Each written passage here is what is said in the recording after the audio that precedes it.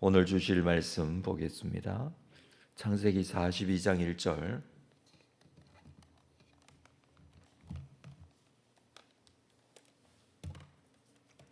4절까지 말씀입니다. 창세기 42장 1절에서 4절. 그때에 야곱이 애굽에 곡식이 있음을 보고 아들들에게 이르되 너희는 어찌하여 서로 바라보고만 있느냐.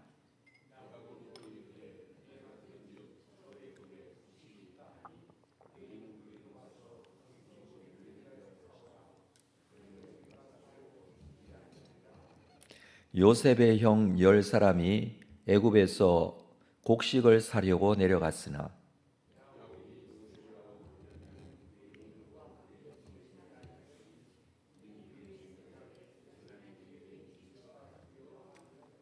아멘. 창세기 32장의 말씀입니다. 이 본문은 야곱의 가정에 닥친 위기인 큰 기근을 만나는 그런 장면을 기록하고 있죠. 자, 1절에 보면 그때에 야곱이 애굽에 곡식이 있음을 보고 아들들에게 너희는 어찌하여 서로 바라보고만 있느냐. 애굽의 상황은 우리가 어제까지 이 41장에서 볼 수 있었습니다. 7년 동안 풍년이 들어섰고 그리고 그때에 흉년의 때를 준비하였습니다. 그리고 이 7년 후에 흉년이 들기 시작을 했었죠. 이 흉년은 애굽에만 있었던 흉년은 아니었습니다. 각국 백성이 애굽에 곡식이 있다는 소식을 듣고 애굽으로 곡식을 구하기 위해서 모여들었습니다.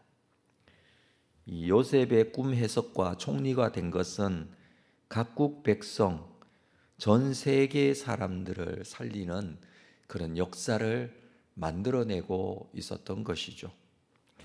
가나안에 살고 있었던 이 야곱의 집안도 이 흉년의 영향권 아래에 있었습니다. 그래서 흉년 때문에 힘들게 되었습니다. 요셉이 있었다면 이 풍년의 때에 미리 준비할 수 있었지 않을까 이렇게 생각해 볼 수 있습니다. 흉년 속에 야곱의 아들들은 아무 대책을 세우지 못하고 오늘 본문에 보니 서로 바라보고만 있었다라고 합니다. 야곱은 이 아들들에게 너희는 어찌하여 서로 바라보고만 있느냐 이렇게 말하죠. 이 모습은 자연의 기근 앞에 무기력한 인간의 모습을 그대로 보여줍니다. 서로 바라본들 해답을 찾을 수 없다는 것이죠. 그럼에도 불구하고 방법은 항상 서로 바라보는 방법, 그것밖에 없는 것 같습니다. 인간이 할 수 있는 모습이 아닐까 그렇게 생각을 합니다. 준비를 미리 하면 된다라고 생각을 하지만 그게 그렇게 쉽지를 않습니다. 7년 동안 풍년이 들었을 때 뭔가 많이 이렇게 모을 수 있고 가질 수 있을 때 이 흉년의 때도 있음을 알고 좀 준비하면 되는데 그 생각을 잘 하지 못하죠.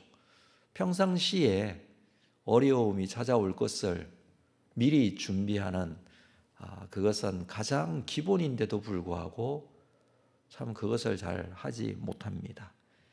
그래서 비가 많이 오면 수해를 입고 바람이 많이 불어도 피해를 입고 여러 어려움이 닥칠 때 항상 그 어려움을 맞이할 수밖에 없는 모습입니다. 우리 인생에도 이러한 기근뿐만 아니라 이러한 어려움들이 항상 찾아오게 된다는 것을 우리가 알고 있습니다. 여러 가지 형태로 찾아오죠. 경제적인 어려움뿐만 아니라 건강의 어려움도, 관계의 단절도 뿐만 아니라 영적인 메마름과 영적인 어려움도 찾아오게 됩니다. 우리의 인생이 지금과 같은 것으로 계속 지속되지는 않는다는 것이죠. 나이가 들고 건강의 어려움이나 또는 뿐만 아니고 우리의 수명이 항상 영원하지 않다는 사실을 우리는 스스로 잘 알고 있음에도 불구하고 그것을 잘 준비를 하고 있는가 이것은 그렇게 쉬운 문제가 아닙니다. 그럼에도 불구하고 인간은 늘 한계 상황에 빠지게 되고 어떻게 해결할 수 없는 그 문제 앞에 서게 됩니다. 그때 우리는 야곱의 아들들처럼 서로 바라보고만 있지는 않는가? 이 문제를 해결하지 못하고 바라보고 있을 수밖에 없지 않는가? 그렇지만 하나님께서는 우리가 그러한 위기 앞에서도 믿음을 가지기를 원하시고 또 믿음으로 행동하기를 원하십니다. 자, 2절에 보면 야곱이 또 이르되 내가 들은 적 애굽에 곡식이 있다 하니 너희는 그리로 가서 거기서 우리를 위하여 사오라. 야곱은 현실을 직시하고 결단을 내립니다. 이 하나님의 섭리가 애굽을 향해 열려 있음을 깨닫고 아들들을 보내기로 한 것이죠. 믿음이라는 것은 단순히 하나님을 아는 것에서 그치지 않습니다. 믿음은 하나님의 말씀을 듣고 그 말씀대로 결단하고 행동하는 것을 요구합니다. 야곱은 아버지로서 이 가정을 살리기 위해서 지금 결단하고 있는 것이죠. 우리에게도 이러한 결단이 필요할 때가 있습니다. 하나님께서 보여주시고 믿음을 가지게 하신 부분이 있다면 그 부분에 대한 결단 그리고 행동이 있어야 합니다. 아들들은 아버지의 말씀에 순종하고 애굽으로 곡식을 사기 위해 내려갑니다. 자, 3절에 보면 요셉의 형 10사람이 애굽에서 곡식을 사려고 내려갔으나 요셉의 형 10사람이라는 표현을 하고 있습니다. 이들은 이전에 도단에서 요셉을 구덩이에 던졌다가 상인들에게 노예로 팔았던 사람 10사람이죠. 거기에 베냐민이 있었던 것도 아니고 나머지 10명의 형들, 이 사람들, 자, 이들이 애굽에서 곡식을 사기 위해 애굽으로 내려갔습니다. 이 모습은 이 구절 자체가 형 10사람이라는 이 구절 자체가 하나님께서 요셉과 이 형들을 제외시키기 위해 하나님의 섭리를 준비하는 모습이라고 할 수가 있겠죠. 믿음으로 결단하고 나아갈 때 하나님께서는 눈앞에 보이는 문제만을 그냥 해결하시는 분이 아니시라 그것을 넘어서 더 큰 하나님의 섭리와 인도하심을 보여줍니다. 지금 문제는 기근으로 인해서 양식을 사기 위해 애굽으로 내려가지만 그 문제뿐만 아니라 더 큰 하나님의 섭리가 있다라는 것입니다. 우리가 순종의 발걸음을 내디딜 때에 하나님께서는 우리의 삶 속에 놀라운 일들을 준비하시고 또 이루어 가십니다. 그것을 믿음을 가지게 하신 이유, 또 그것을 보여주신 이유, 또 행동하고 결단하게 하신 이유가 있다는 것이죠. 그것을 통해 하나님의 섭리는 새롭게 시작이 된다는 것입니다. 자, 4절 말씀을 볼까요? 야곱이 요셉의 아우 베냐민은 그 형들과 함께 보내지 아니하였으니 이는 그의 생각에 재난이 그에게 미칠까 두려워함이었더라. 10아들을 보내지만 야곱은 막내 베냐민은 보내지 않습니다. 요셉을 잃은 깊은 상처가 있었죠. 그는 또 다른 사랑하는 아들을 잃을까 봐 두려웠던 것입니다. 야곱은 부족한 인간이지만 그가 아들을 향한 그런 사랑의 마음, 그 마음은 여전히 가지고 있었습니다. 부모의 마음은 이해가 되는 부분이 있습니다. 이때 베냐민의 나이가 어느 정도 되었을까요? 요셉이 지금 노예로 끌려간 지 시간이 한 22년 정도 지났습니다.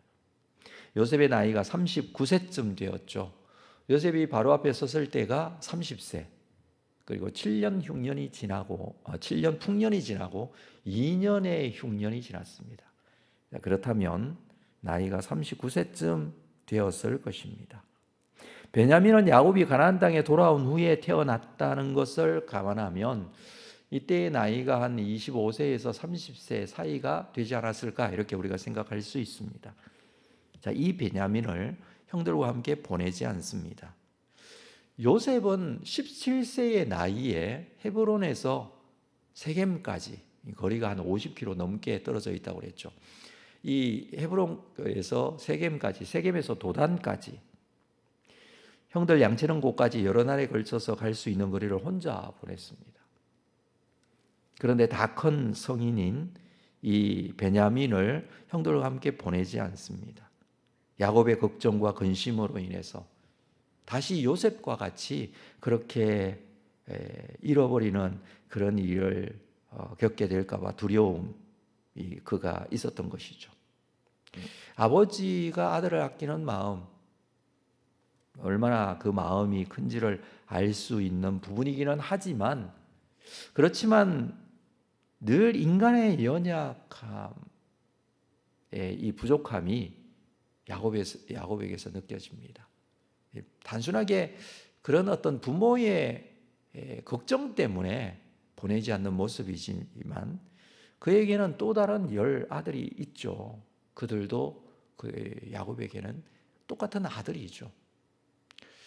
인간의 부족한 모습이 여기에도 그대로 드러나고 있습니다. 그렇지만 하나님의 사랑을 우리가 좀 비교해서 생각해 볼 수 있습니다. 야곱도 베냐민을 사랑하는 사랑의 마음이 있지만 하나님께서 하나님의 자녀를 향한 이 하나님의 사랑은 그보다 더 크고 완전하죠.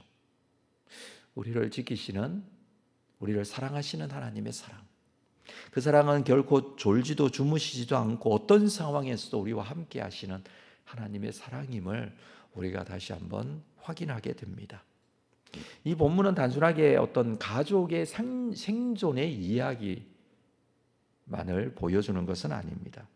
이 사건은 훗날 이 요셉과 형제들이 다시 만나게 되고 이스라엘 민족이 애굽에서 큰 민족을 이루도록 하시는 하나님의 이 구속사적 구원의 역사가 시작되고 있음을 보여주는 본문입니다. 다시 말해 위기 순간조차 이 기근이라는 어려움조차 하나님의 구원의 계획 안에 있었던 것이죠.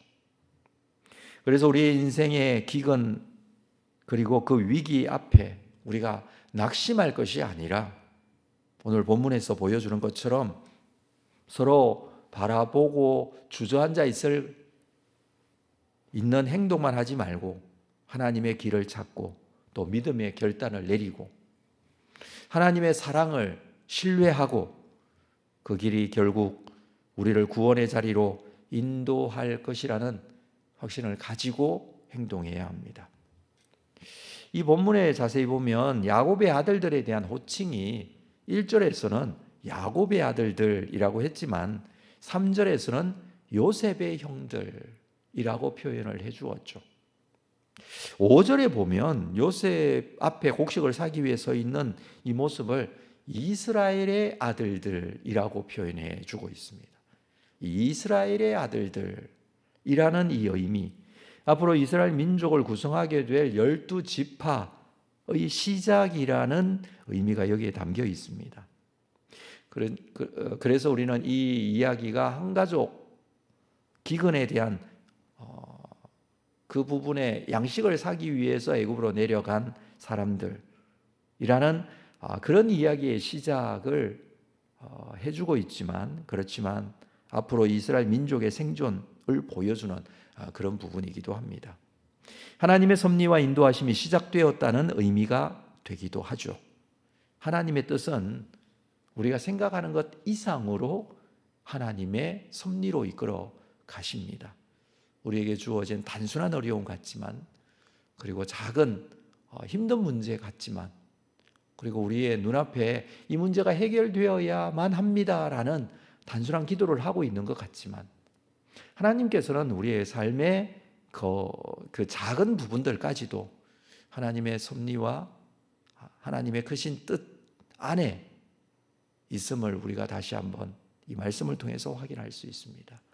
우리는 이 믿음을 가지고 하나님의 뜻에 순종할 줄 아는 그런 사람이 되어야 합니다. 야곱의 가정이 애굽으로 내려간 사건, 이것은 하나님의 구원의 길이었다라는 사실입니다.